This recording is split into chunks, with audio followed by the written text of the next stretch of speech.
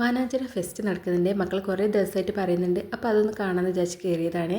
വലിയ ആളുകൾക്ക് 80 രൂപയാണ് ടിക്കറ്റിന്, കുട്ടികൾക്ക് 50 രൂപയാണ്. കയറി ചെല്ലുമ്പോൾ തന്നെ അവിടെ അവർ സെറ്റ് ചെയ്ത് വെച്ചിരിക്കുന്നത് ഫ്ലവേഴ്സിൻ്റെ ഒരു ഇതാണ് കേട്ടോ. ചാരൂസിന് നന്നായിട്ട് ഇഷ്ടപ്പെട്ടിട്ടുണ്ട്. ചാരൂസ് അവിടെ തന്നെയായിരുന്നു കേട്ടോ കുറച്ച് നേരം നിന്നത്. പിന്നെ ഫോട്ടോസും കാര്യങ്ങളൊക്കെ കുറേ ആളുകൾ എടുക്കുന്നുണ്ട്.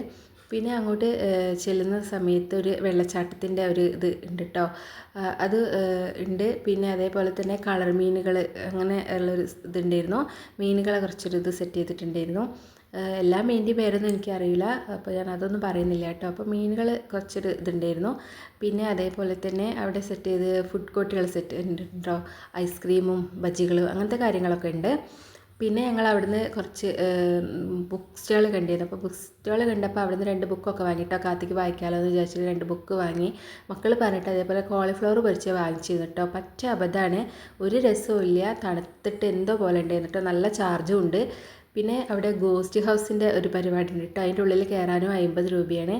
എനിക്കവിടെ കാര്യമായിട്ട് ഇഷ്ടപ്പെട്ടത് വാട്ടർഫോളിൻ്റെ ആ പരിപാടി മാത്രമാണ് കേട്ടോ. അത് അത്യാവശ്യം നല്ല തെറ്റില്ലാത്തൊരു ഇതാണ്. മൊത്തത്തിൽ പറയണ വലിയ സംഭവമൊന്നുമില്ല കേട്ടോ, എനിക്ക് അത്രയ്ക്കൊന്നും തോന്നിയില്ല.